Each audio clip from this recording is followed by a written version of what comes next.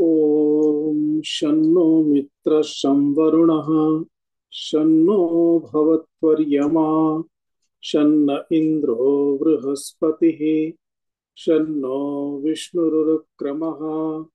नमो ब्रह्मणे नमस्ते वायो त्वमेव प्रत्यक्षं ब्रह्मासि त्वमेव प्रत्यक्षं ब्रह्म वदिष्यामि ऋतं वदिष्यामि सत्यं वदिष्यामि तन्मामवतु तद्वक्तारमवतु अवतु माम् अवतु वक्तारम्। ॐ शान्ति शान्ति शान्तिः।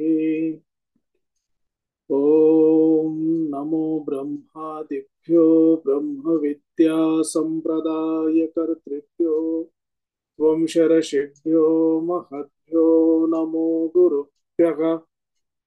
सर्वोपप्लवरहितः प्रज्ञानघनः प्रत्यगर्थो ब्रह्मैवाहमस्मि ब्रह्मैवाहमस्मि। शङ्करं शङ्कराचार्यं केशवं बादरायणं सूत्रभाष्यकृतौ वन्दे भगवन्तौ पुनः पुनः। ईश्वरो गुरुरात्मेति मूर्तिभेदविभागिने व्योमवद्व्याप्तदेहाय दक्षिणामूर्तये नमः। ॐ सहनाववतु सहनौ भुनक्तु सह वीर्यङ्करवावहै तेजस्विनावधीतमस्तु मा विद्विषावहै। ॐ शान्ति शान्ति शान्तिः।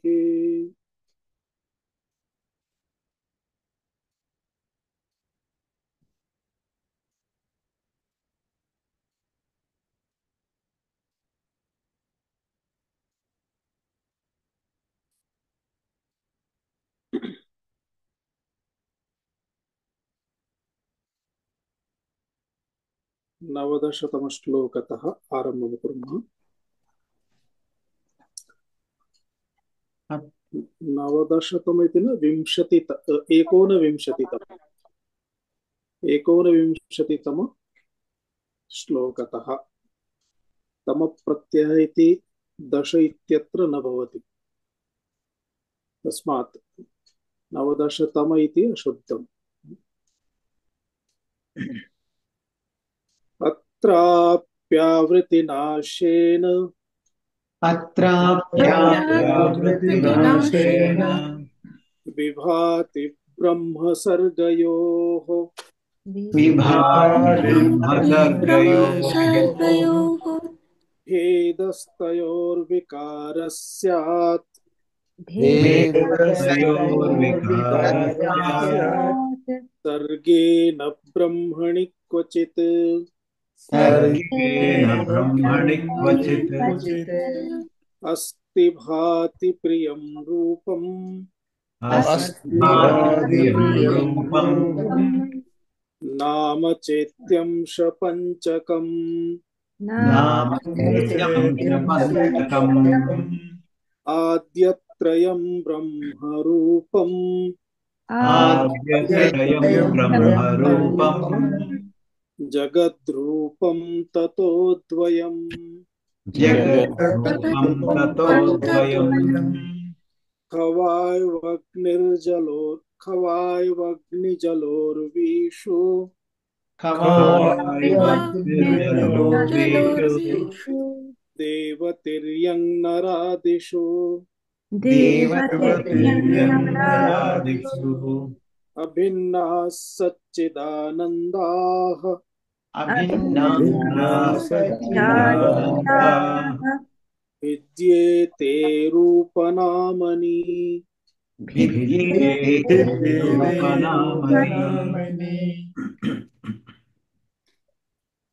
ध्यानार्थम अर्थात विवेकार्थमेव विशिष्य अयं ग्रंथः भगवता विरचितः अस्ति।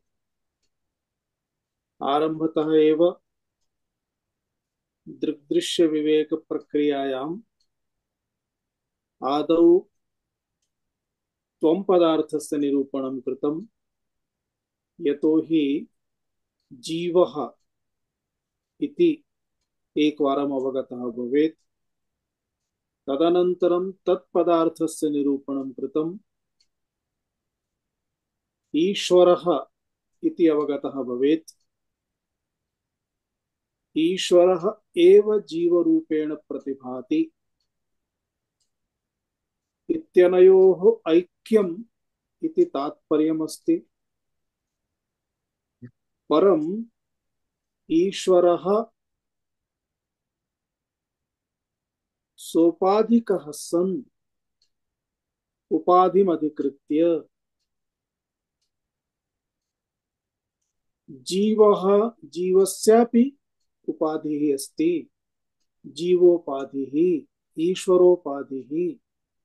अतः जीवस्य उपाधिमधिकृत्य ईश्वरस्य उपाधिमधिकृत्य ऐक्यं कदापि न संभवति।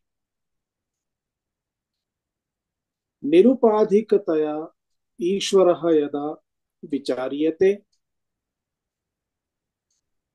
निरुपाधिकः ईश्वरः एव जीवरूपेण अस्ति।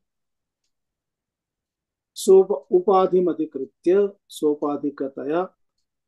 एवं यदा द्वयोः मध्ये सूक्ष्मतया विचारः क्रियते, तदा एव जीवस्य ईश्वरस्य च अनयोः ऐक्यं संभवति। जीवेश्वर ऐक्यमेव मोक्षः अस्ति। तत् ज्ञानमेव मोक्षः अस्ति। यतो हि उपाधिमधिकृत्य बन्धनम्, उपाधि विनिर्मुक्तता एव उपाधि मोक्षः एव। उपाधितः यदा मुच्यते तदा एव मोक्षः इति। यतो हि ईश्वरः स्वयं साक्षात् ब्रह्म परमात्मा। तस्मिन् बन्धनं न तु आसीत् न च अस्ति न च भविष्यति, न संभवति। तदेव यदि अस्माकं स्वरूपम् अस्ति, जीवमधिकृत्य अहम् इति चिन्तयामि, परन्तु वास्तविकतया स्वरूपं तदेव यदि अस्ति, तर्हि अस्मासु अपि बन्धनं कथं संभवति? एतदर्थमेव शास्त्रविचारः क्रियते। तदन्तर्गतं त्वं पदार्थनिरूपणं, तत्पदार्थनिरूपणम्, अनन्तरम् उपाधिः एषः यः वर्तते तस्य निष्कासनम् इति एव प्रक्रिया आसीत्। कथम् उपाधिः प्राप्ता अन्तः बहिश्च। मायायाः शक्तिद्वयमधिकृत्य उपाधिः वर्तते। मायायाः एव सर्वमिदं कार्यम् इति निरूपितम्।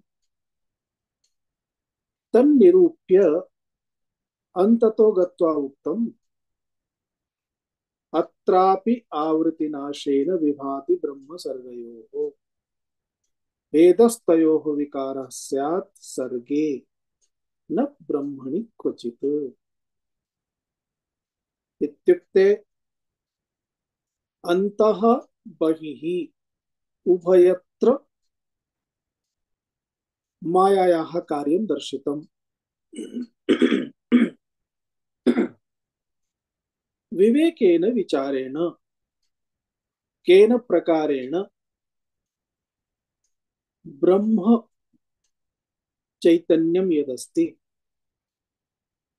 तत्र माया स्वीयं प्रभावं तथा जनयति येन जीवाः सर्वे स्वात्मानं मायायाः अधिकृताः सन्तः, मायायाम् अधिकृताः सन्तः तदनु पश्यन्ति इति।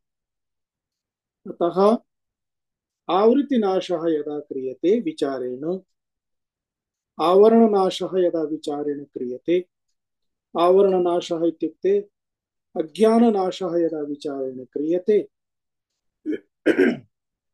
तदा परिणामः आगच्छति यत् आत्मनि ब्रह्मणि चैतन्ये कदापि भेदः नास्ति, भिन्नता नास्ति। भेदः भिन्नता तु मायायाः शक्तिद्वयात् संभवति इत्यर्थः। एतावता श्रवणेन ज्ञानम् उत्पद्यते इति नियमः अस्ति।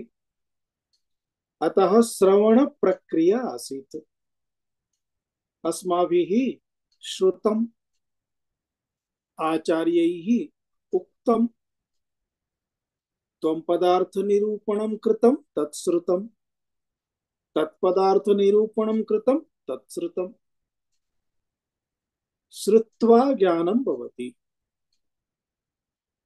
श्रवणेन ज्ञानं भवति।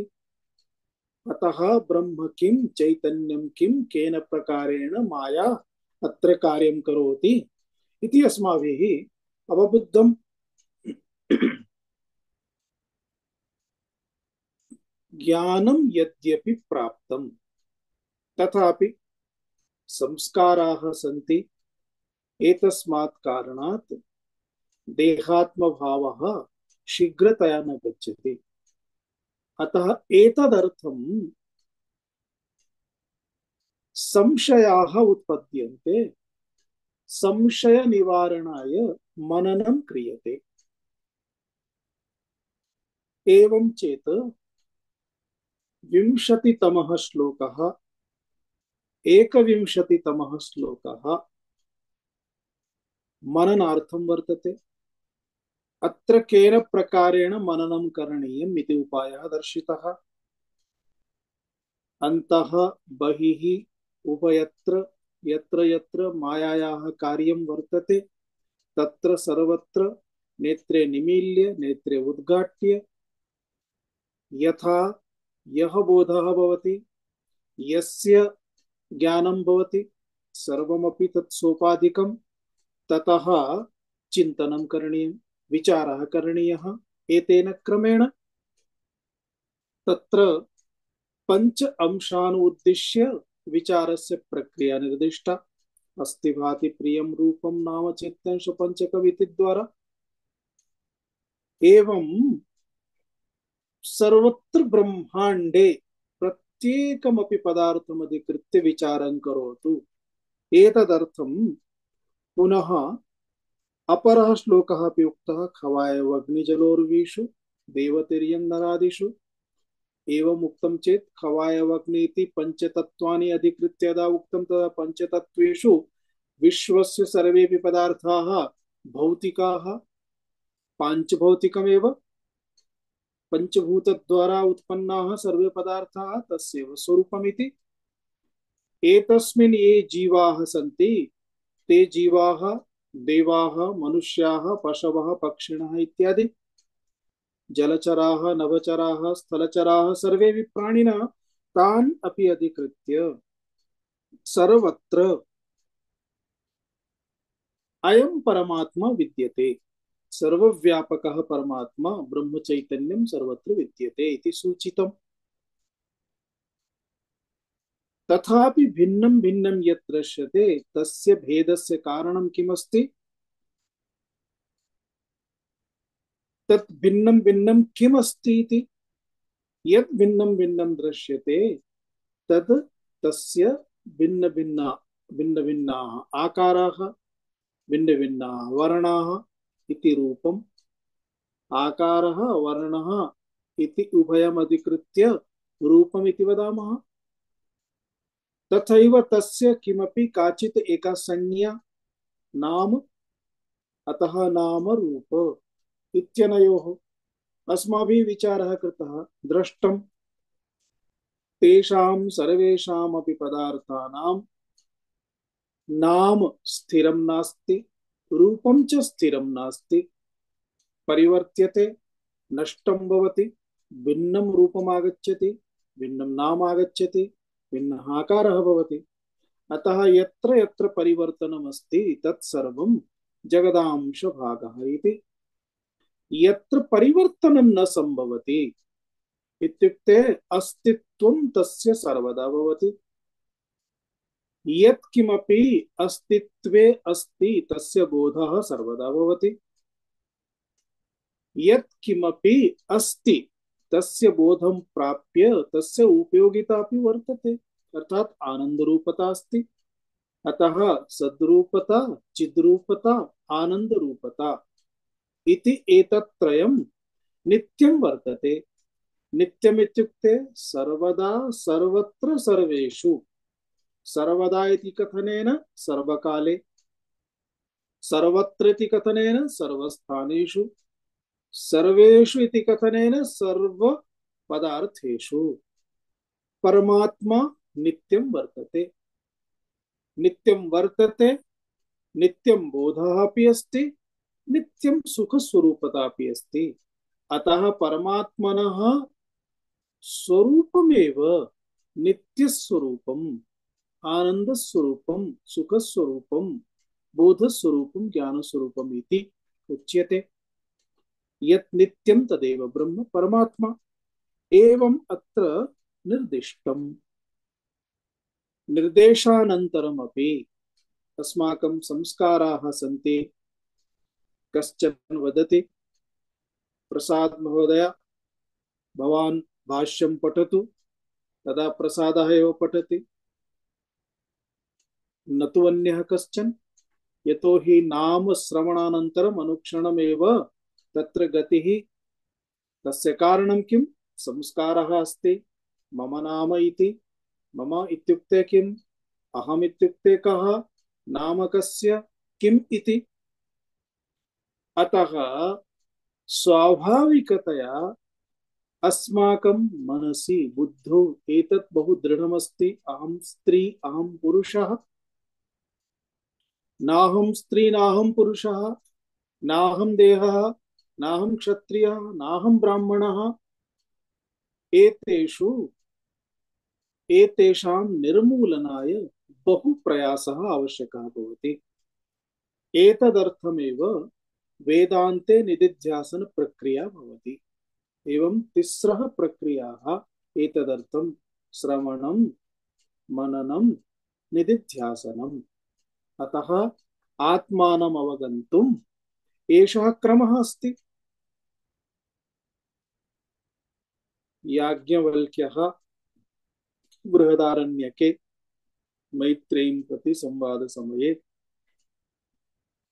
यदा सा पृच्छति कथं ब्रह्म परमात्मा प्राप्तव्यः इति, तदानीं सः वदति, आत्मावारे मैत्रेयी श्रोतव्यः। श्रोतव्यः इत्युक्ते आत्मनः विषये श्रवणं प्राप्तव्यम्। उपनिषत् श्रवणं, गुरुमुखात् श्रवणं श्रोतव्यः। अनन्तरं मन्तव्यः, आत्मावारे मन्तव्यः, निदिध्यासितव्यः। तस्मात् पूर्वं किमुक्तम्? आत्मावारे द्रष्टव्यः, अर्थात् आत्मनः ज्ञानं प्राप्तव्यम्।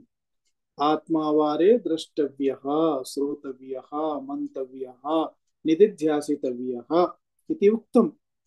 अर्थात् आत्मावबोधः प्राप्तव्यः। आत्मा वा अरे द्रष्टव्यः इत्युक्ते आत्मनः बोधः प्राप्तव्यः।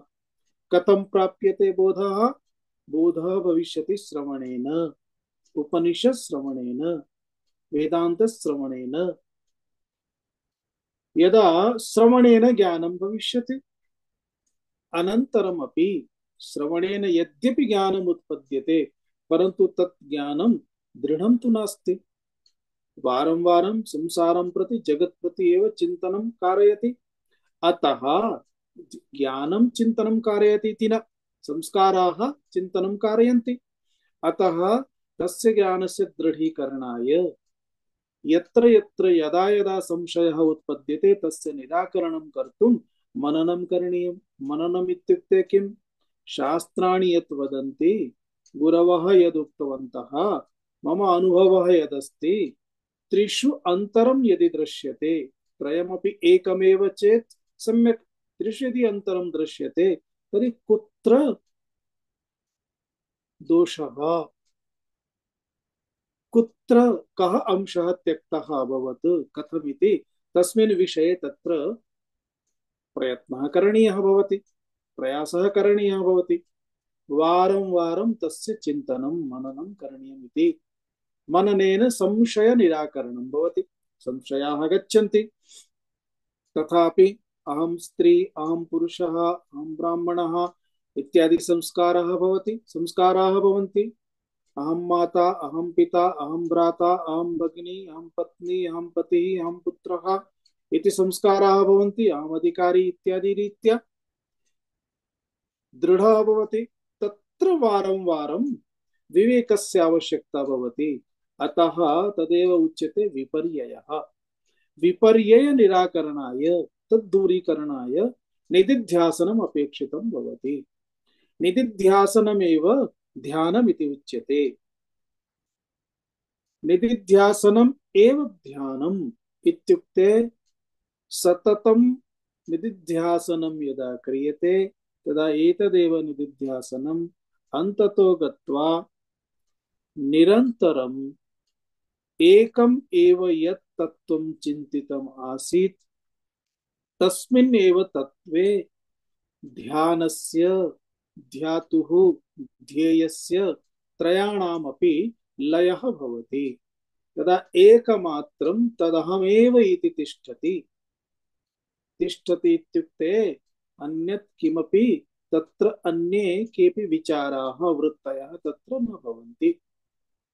एषा एव स्थितिः उच्यते ब्रह्मनिष्ठा। ब्रह्मणि नितरां तस्य स्थितिः भवति इति।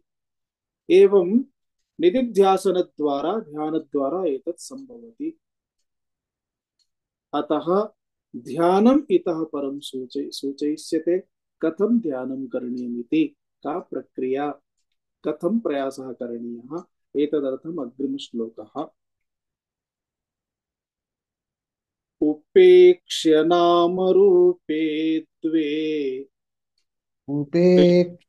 नामरूपे सच्चिदानन्द तत्परः सच्चिदानन्दतत्परः समाधिं सर्वदा कुर्यात् समाधिं सर्वदा कुर्यात् हृदये वाथवा बहिः। हृदये उपेक्ष्य नामरूपे द्वे सच्चिदानन्दतत्परः समाधिं सर्वदा कुर्यात् हृदये वाथवाबहिः।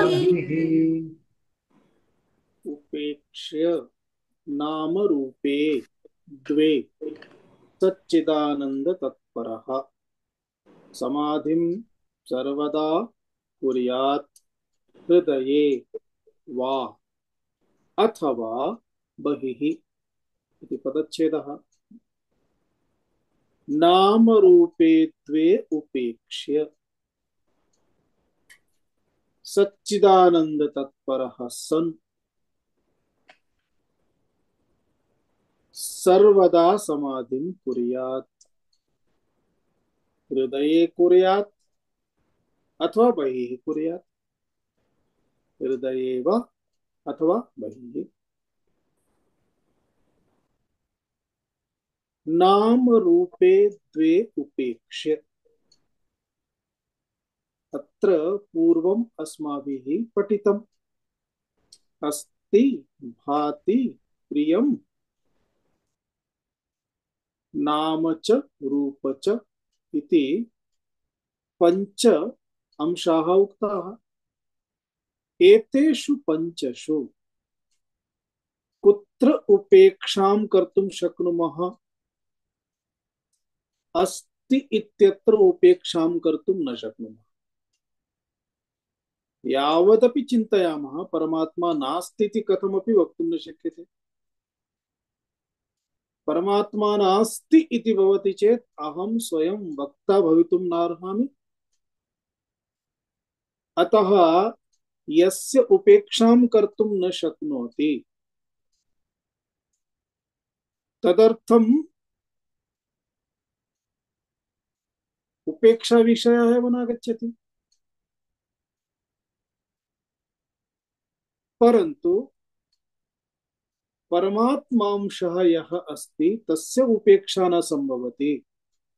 तथापि तस्मिन् अंशे अन्यदपि किमपि यदागतमस्ति यद् वास्तविकं नास्ति तस्य उपेक्षा करणीया इति सूच्यते। इत्युक्ते मूलभूतं स्वरूपं यदस्ति तत्तु मूलतया तिष्ठेत्। तस्मिन् यदि अधिकं किमपि अन्यत् किमपि आगतमस्ति तर्हि विवेचनेन विवेकद्वारा तस्य अपाकरणम् अनिवार्यं भवति। एतदर्थम् उच्यते उपेक्ष्य। उपेक्ष्य अर्थात् उपेक्षां कृत्वा सम्बन्धभूत कृदन्त प्रयोगः अस्ति। उपेक्षां कृत्वा। उपेक्षां कृत्वा इत्युक्ते तत्र मनः न स्थापनीयम्। बुद्धौ तस्य विषयस्य प्रवेशः न भवेत् इति उपेक्षा अस्ति।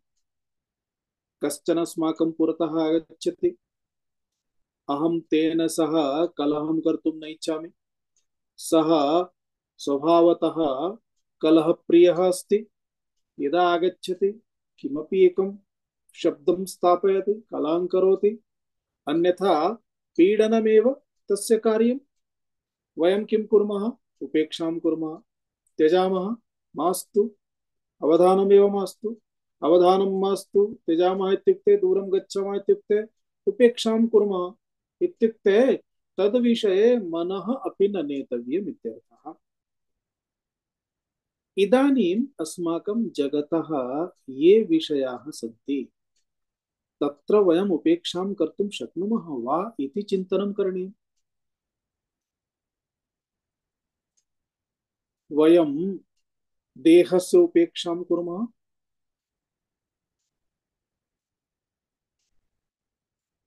अस्माकं मनसि सदा सर्वदा कस्यचित् वाक्यस्य वचनस्य व्यवहारस्य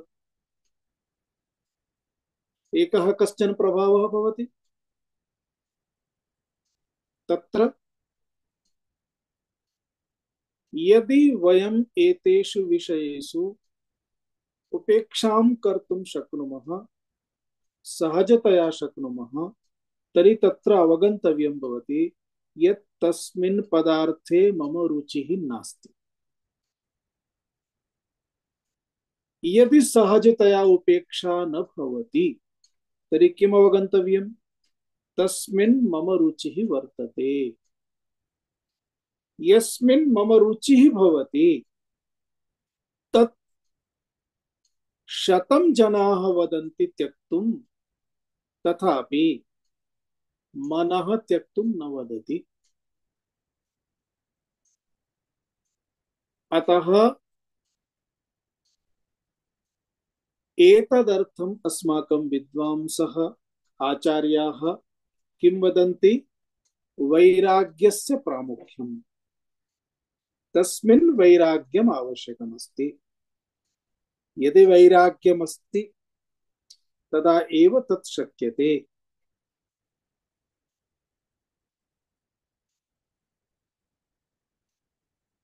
वैराग्यम् इति कथं भवेत्?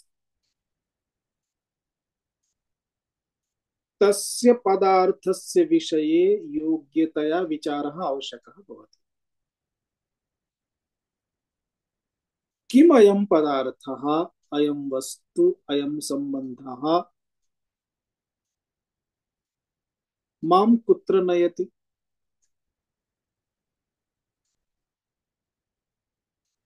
मनसि वृथा चिंताम् उत्पादयति अथवा मनसः सुरक्षां संपादयति। यदि मनसः सुरक्षां संपादयति तर्हि श्वः यदि एषः अथवा एषा न भविष्यति अथवा एतत् न भविष्यति तर्हि मम किं भविष्यति। अर्थात यत्र सुरक्षा दृष्टिः आसीत् तत्र अनुक्षणम् असुरक्षा दृष्टिः प्रविष्टा। अर्थात यत्र वयं सुखमिति पश्यामः तदपि श्वः दुःखमिव एव अस्ति। यत् दुःखं तत्तु दुःखं, यत् सुखं तदपि दुःखं भविष्यति, दुःखमेव अस्ति। यतोहि तद् विषये द्विधा त्रिधा स्थितिः भवति। एकं तु पदार्थः अद्य अस्ति श्वः भविष्यति वा इति। अद्य अस्माकं शृणोति श्वः श्रोष्यति वा इति। स्वः अपि शृणुयात् तदर्थं पुनः प्रयासः, तदर्थं प्रयत्नः। अतः प्रत्येकमपि वस्तु पदार्थः सम्बन्धः यत् किमपि अस्ति तद् विषये अस्माभिः विचारः करणीयः। विचारं कुर्मः इत्युक्ते तस्य नश्वरता सिद्ध्यति। तदर्थं वृथा प्रयासः अपि अस्ति, बहुप्रयासः, आयासः अपि सिद्ध्यति। तदर्थं व्यग्रता, व्यस्तता एतदपि उभयमपि सिद्ध्यति। तत्प्राप्य अपि सुरक्षा जाता एव इति नास्ति। कदा पर्यन्तं तदस्ति वक्तुं न शक्यते। अन्ततो गत्वा एतत् सर्वं यदि विचारयामः तर्हि अस्माकम् अन्य पदार्थान् प्रति एषा या एतद् यत् डिपेंडेन्सी अस्ति तस्य उपरि अस्माकम् आश्रयः अस्ति, तदाश्रित्य अस्माकं जीवनं सम्भवति इति यदस्ति तत् विचारेण एव दूरं कर्तुं शक्नुमः।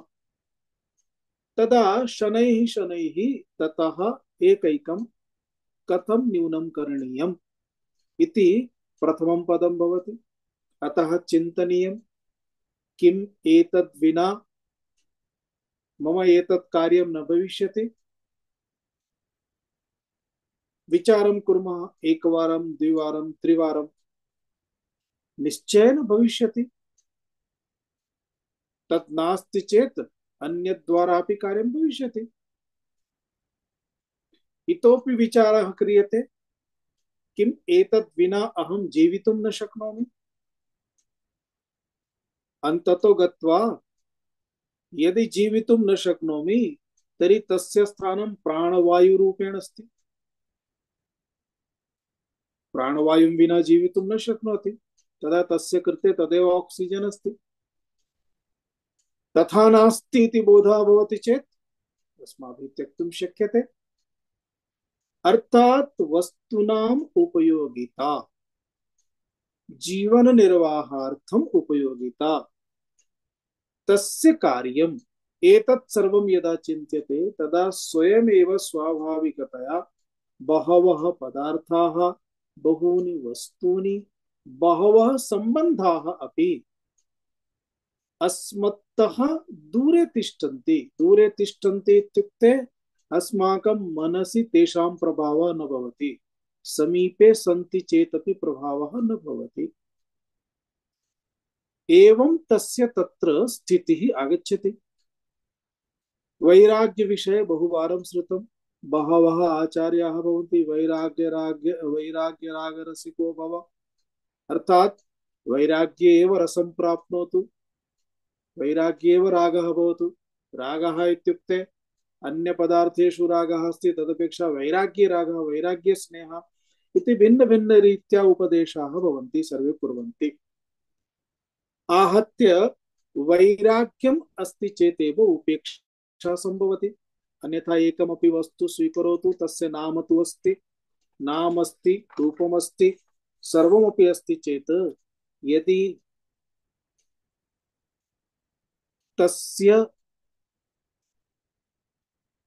पदार्थस्य आकांक्षा अस्ति चेत् नाम रूपयोः त्यागः न संभवति। केवलं कथनेन नाम रूप त्यागः न भवति। नाम रूप त्यागः इत्युक्ते तस्मिन् सा दृष्टिः एव हातव्या, त्यक्तव्या। अस्माकं पुरतः किमपि आगतं चेत् तद्विषये यदि वयं सम्यक्तया विचारं न कुर्मः, तस्य नाम रूप त्यागः कथं संभवति? अन्यथा किमस्ति? भिक्षुकः दृश्यते, भिक्षुकं दृष्ट्वा मनसि वितृष्णा भविष्यति। भिक्षुकं स्वीकृत्य यदि विचारः क्रियते, भिक्षुकः इति तस्य नाम, किमर्थम् एतत् नाम प्राप्तं? तस्य वृत्तिः। यथा व्यापारी इति, व्यापारम् आपणिकः इति, वैद्यः इति, यन्त्रज्ञः इति, वृत्तिः। वृत्तिमधिकृत्य तस्य नाम अभवत् भिक्षुकः। इदानीं तत् चिन्तयामः, एतस्य एषा वृत्तिः, एतस्मात् कारणात् एषः यः उपाधिः पुरुषः अस्ति, एतस्य नाम किम् अभवत्? भिक्षुकः। अपरं किं? तस्य रूपम्। एषः एवमेव तिष्ठति इत्यस्मात् कारणात् एतस्य एतादृशं रूपम् अस्ति। भिक्षुकवृत्तिः अनन्तरं रूपं, द्वयोः एकं साम्यम् अस्माभिः स्थापितम्। एतदधिकृत्य तस्य परिचयः प्राप्तः, भिक्षुकः इति। अत्र यदि विचारः क्रियते, परमात्मा एव भिक्षुकरूपेण दृश्यते। कथमिति? भिक्षुकः अस्ति खलु, भिक्षुकस्य अस्तित्वम् इति प्रमाणयति। परमात्मनः अस्तित्वम्, भिक्षुकस्य अस्तित्वेन परमात्मनः अस्तित्वं सिद्धं भवति। भिक्षुकस्य ज्ञानं भवति, तेन बोधेन तस्य अस्तित्वमपि अस्ति, तेन ज्ञानेन तस्य अस्तित्वमपि सिद्ध्यति। एवं यदा एकैकं पदं विचारयामः, तदा सच्चिदानन्दः परमात्मा स्वयमेव लीलां कर्तुं भिन्न भिन्न उपाधिम् अधिकृत्य भिन्न भिन्न रूपेण जगति विद्यते। अयं भिक्षुकः एव किमर्थं जातः? अस्य कर्माणि परमात्मना भिन्न भिन्न उपाधिम् अधिकृत्य भिन्न भिन्न रूपेण यदा प्रतिभाति, क्रीडति, तदा अयमेव परमात्मा। कन्दुकमपि परमात्मा, कन्दुकस्य कृते ताडनाय यष्टिः अपि परमात्मा।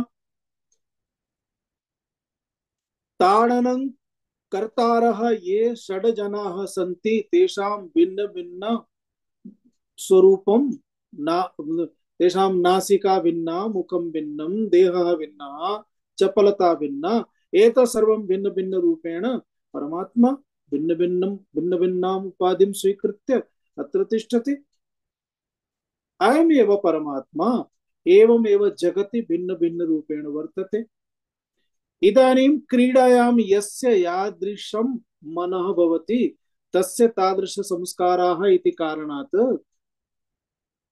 तस्य तादृश कर्माणि इति कारणात्, यदि कश्चन छलं करोति, कपटं करोति, शकुनि इव व्यवहरति, तस्मात् तस्य अन्य जन्मानि प्रभावितानि भवन्ति। अतः अयं भिक्षुकः पूर्वजन्मनि अथवा पूर्वजन्मसु तादृशं किमपि विचित्रम् आचरितवान्, एतस्मात् कारणात् भिक्षुकः अस्ति। अन्ततो गत्वा पश्यामः चेत् भिक्षुकः इति अद्य अस्ति, गतजन्मनि न स्यात्, पूर्वजन्मनि अपि न भवेत्, अन्यत् किमपि भवेत्। अतः एतस्य रूपं सर्वं केवलम् एतावदेव यावत् दृश्यते, अनन्तरं नास्ति। अनन्तरं तु किमस्ति? सच्चिदानंद परमात्मा एव। अतः परमात्मा एव सर्वत्र। एवं दृष्टिः क्रियते चेत् यत्र सः भिक्षुकः तत्र भस्म भविष्यति इति नास्ति। भिक्षुकः तत्र स्थास्यति, परन्तु भिक्षुकं प्रति अस्माकं मनसि अयं भावः, यः भावः अस्मान् पीडयति स्म, सः भावः निर्गमिष्यति। तस्मात् तं भावं प्रति उपेक्षा आगमिष्यति। अर्थात मनसि भिक्षुकम् अधिकृत्य दुर्भावं प्रति उपेक्षा। अतः तदुपेक्ष्य, अतः प्रत्येकमपि अंशं स्वीकृत्य उपेक्षा इति आवश्यकी भविष्यति। यथा मनसि कष्टं प्रति तथैव मनसि यथा दुःखं प्रति तथा सुखं प्रति अपि उपेक्षा। अर्थात बहु किमपि प्राप्तं, बहु उत्साहः, न किमपि प्राप्तं, अनन्तरं बहु कष्टं, उद्वेगः। अतः उत्साहः, उद्वेगः, एतत् एतेषां तत्र स्थानमपि न भवेत् यस्य जीवने। सः एव योग्यरीत्या तादृशान् सर्वान् अंशान् उपेक्ष्य तिष्ठति। अतः यदा अत्र उच्यते उपेक्ष्य इति, नामरूपे उपेक्ष्य, तदा नामरूपे उपेक्ष्य इत्युक्ते न केवलं तस्य नामरूपमिति उपेक्षा अस्ति। कश्चन आगतः अनन्तरं वदति भवत्याः नाम प्रतिभा, किं करणीयम्? उपेक्षा करणीया। प्रतिभा सम्यक् नास्ति, प्रतिभा मास्तु, किं नाम मास्तु, नामरूपे उपेक्ष्य। नामरूपे उपेक्षण। कश्चन पुरुषः स्त्री वा आगतः, तस्य मुखस्य सौन्दर्यं न तावदधिकं, किञ्चित् भवान् तु कुरूपः अस्ति, किम् उपेक्षा करणीया? बहु सुन्दरः अस्ति, बहु सुन्दरः अस्ति, मास्तु, किं करणीयम्? उपेक्षा करणीया। अत्र एवम् उपेक्षा नास्ति। उपेक्षा इत्युक्ते तस्य वास्तविकतायाः विचारः करणीयः। वास्तविकतया सौन्दर्यम् इत्युक्ते किम्? सौन्दर्यम् इत्युक्ते एतस्य देहस्य एव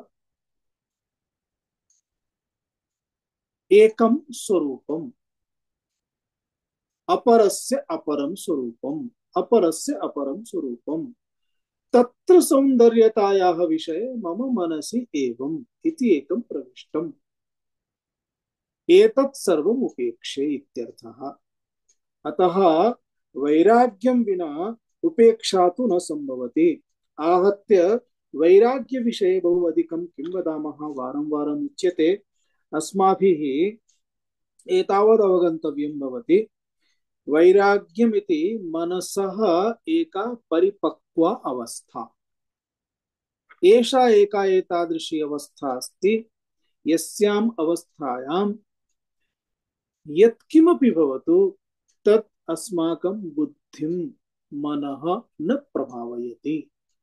तद्विषये योग्यरीत्या अस्माभिः विचारः कर्तुं शक्यते।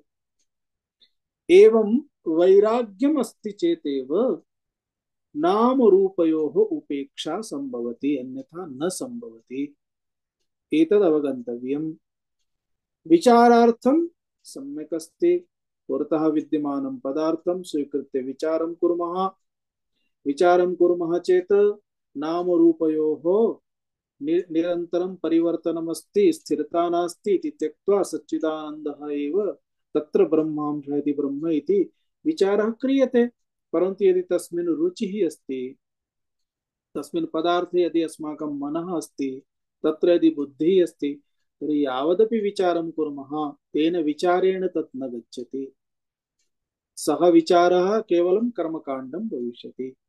अतः योग्यरीत्या विचारः क्रियते चेत् सर्वम ईशावास्यम इदम इदम सर्वम किमस्ति परमात्मा एव अस्ति परमात्मा एव एतद् रूपेण प्रतीयते परमात्मनि एव एषा प्रतीतिः परमात्मा स्वयम् एवं प्रतीयते अथवा किमस्ति मायया एतत् सर्वं दृश्यते एवं यदा विचारः क्रियते तदा अन्ततो गत्वा परमात्मा एव अस्ति इत्युक्ते मायया यत् किमपि दृश्यते तत् सर्वं वास्तविकं नास्ति इति तात्पर्यं भवति एवं तस्य अर्थः उपेक्षनामरूपे द्वे उपेक्षनामरूपे द्वे अनन्तरं किं सच्चिदानंद तत्परः कथं भवेत् तत्परः भवेत् तस्मिन् तस्य परता अर्थात तदेव तस्य लक्ष्यम् किं लक्ष्यं सत् लक्ष्यं चित् लक्ष्यम्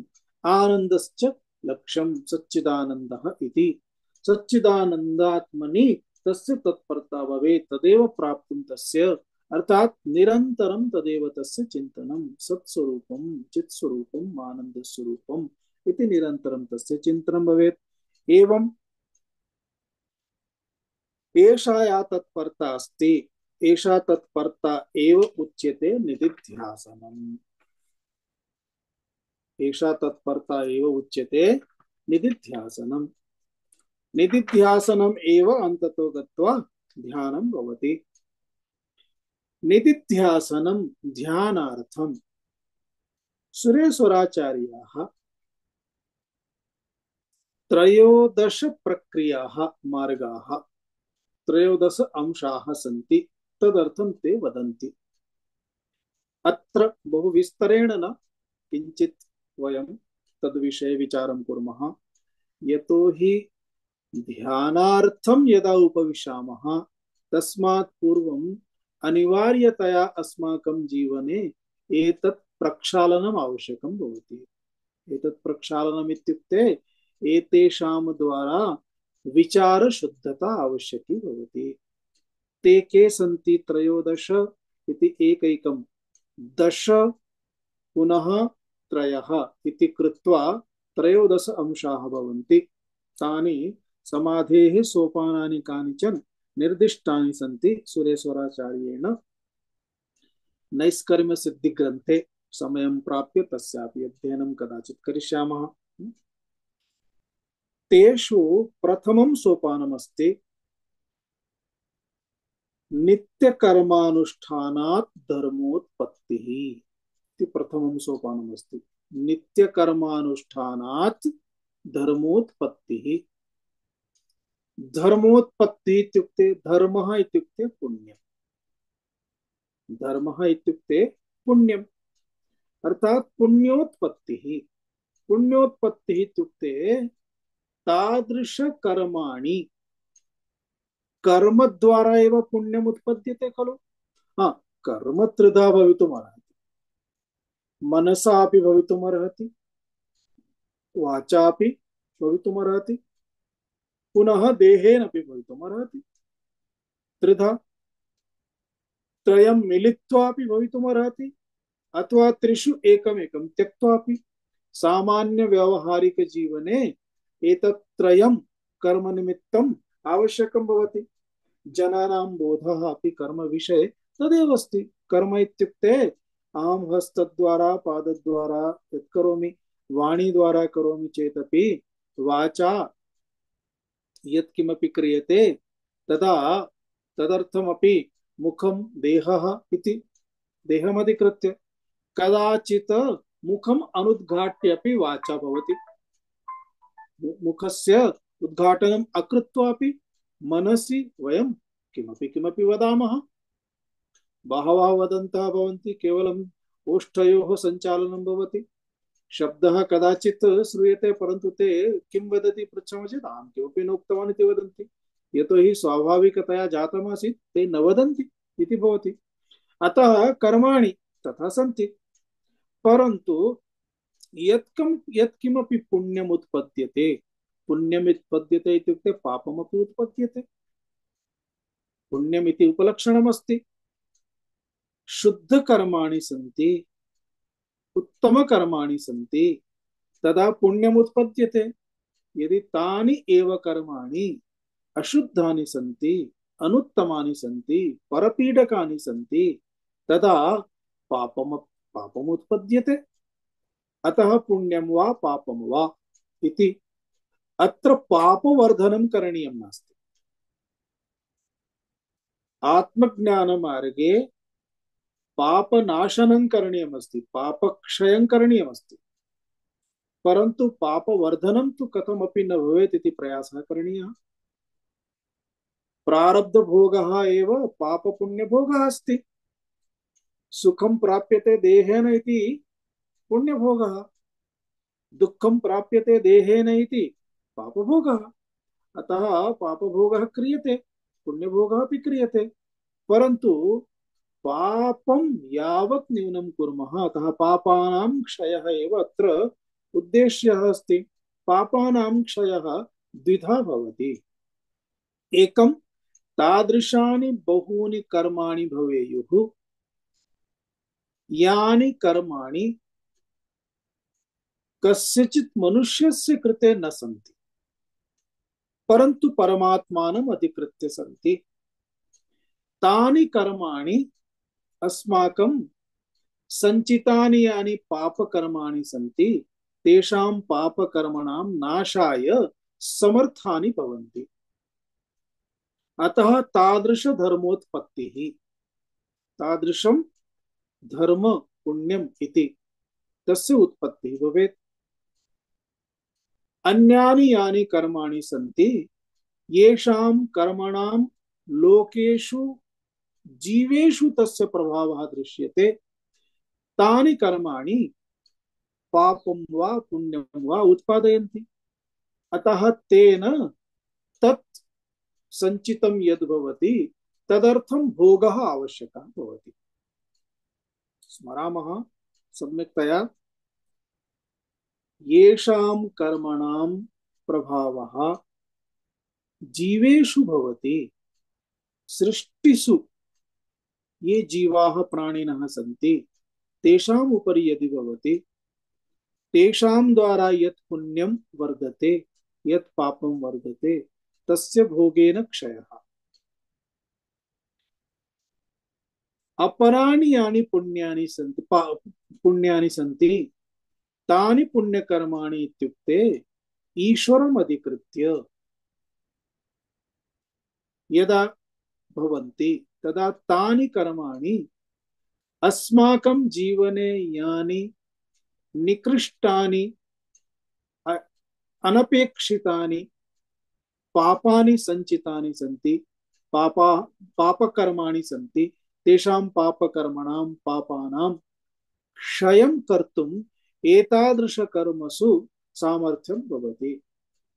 अतः एतादृशानि कर्माणि एव अस्मान् अध्यात्ममार्गे उन्मुखतां प्रति नयन्ति, उन्मुखान् कुर्वन्ति इति विशेषमस्ति। अतः अत्र धर्मोत्पत्तिनिमित्तं नित्यकर्मानुष्ठानम् इति उक्तम्। नित्यकर्मानुष्ठानात् धर्मोत्पत्तिः। नित्यकर्मानुष्ठानात् इत्युक्ते ये ब्राह्मणाः सन्ति, क्षत्रियाः सन्ति, यज्ञोपवीतं धारयन्ति, संध्यावन्दनं कुर्वन्तु, तेषां कृते संध्यावन्दनं प्रथमं नित्यकर्म अस्ति। गायत्री उपासना। इदानीं तु बहूनां यज्ञोपवीतं केवलं विवाहसमये भवति। अहम् एकस्मिन् विवाहप्रसङ्गे अथवा एकत्र पूजाप्रसङ्गे दृष्टवान्। पैंट शर्ट धृत्वा अनन्तरं तस्य उपरि यज्ञोपवीतं धृतमस्ति। सामान्यतः यज्ञोपवीतमेव प्रथमं भवति, अनन्तरमेव तस्य अन्यानि वस्त्राणि भवन्ति, परन्तु अन्यानि सर्वाणि वस्त्राणि उपरि यज्ञोपवीतं दृश्यते। किमर्थं? तत्कालमेव अस्ति पूजानिमित्तं 10 निमेषाणां कृते।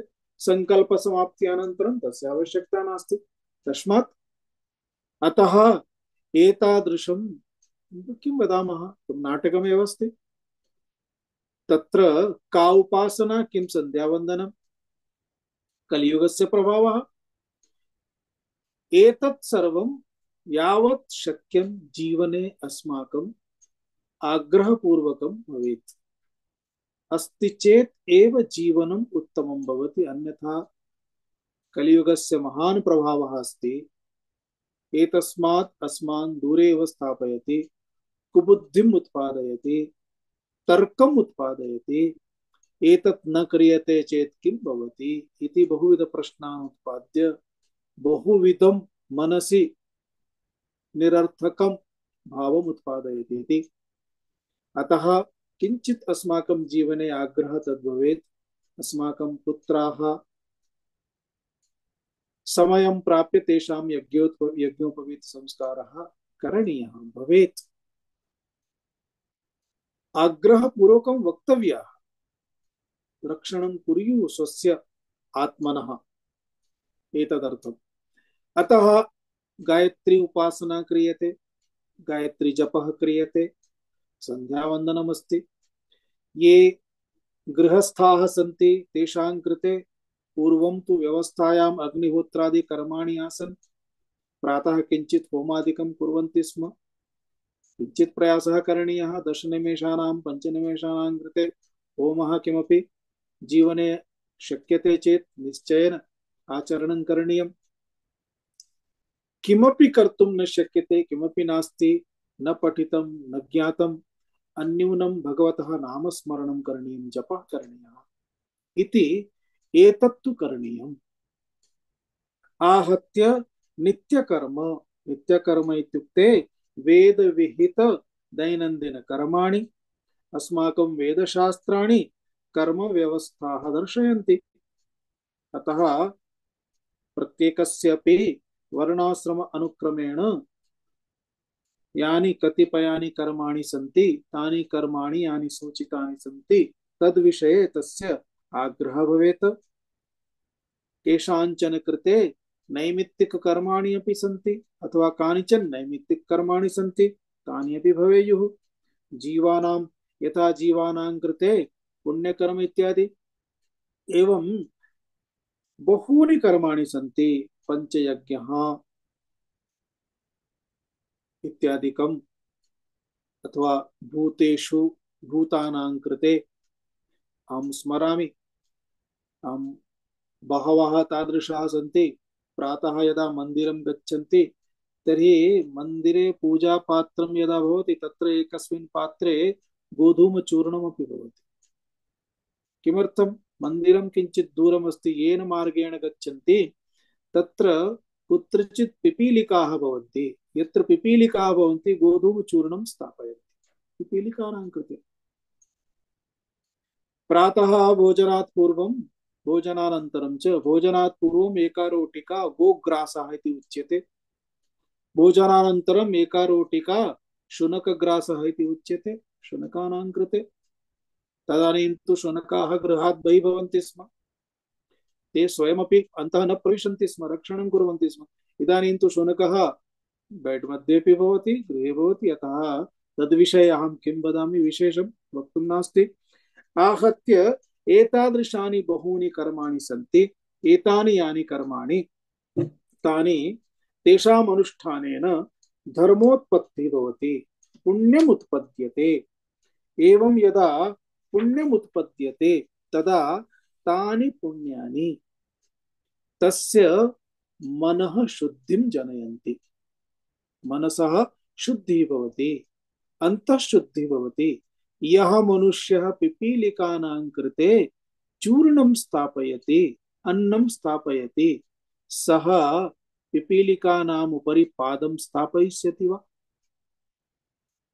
नैव। यदि पिपीलिका अपि तस्य कृते तथा रक्षणीया अस्ति, पाल्या अस्ति, अवधानयोग्या अस्ति, तर्हि अन्य प्राणिनः कथं न भवेयुः? अतः कश्चन प्राणी बुभुक्षितः अस्ति, यः कश्चन गृहे कश्चन बुभुक्षितः आगतः चेत् तस्य कृते भोजनं न दद्युः इति कथं भवेत्? निश्चयेन दद्युः। अतः इति एतत् प्रथमं सोपानमस्ति, धर्मोत्पत्तिः। धर्मोत्पत्तिः कथं? नित्यकर्मानुष्ठानद्वारा। अन्यानि सोपानानि वयम् अनन्तरं द्रक्ष्यामः। ॐ पूर्णमदः पूर्णमिदं पूर्णात् पूर्णमुदच्यते पूर्णस्य पूर्णमादाय पूर्णमेवावशिष्यते। ॐ शान्ति शान्ति शान्तिः। हरिः ॐ श्रीगुरुभ्यो नमः। हरिः ॐ। अहं कुम्भं प्रति गमिष्यामि। तत्र अस्माकं कनेक्टिविटी सर्वं किञ्चित् कष्टकरमेव अस्ति। अतः केषाञ्चन दिनानाम् अवकाशं स्थापयामः। अस्माकम् उभयकक्षा अपि इदानीं न भविष्यति। प्रायः मम तु एकमासं स्थातुं विचारः आसीत्, परन्तु कदाचित् तावन्ति दिनानि मम अन्यानि कार्याणि इति कारणात् तत्र स्थातुं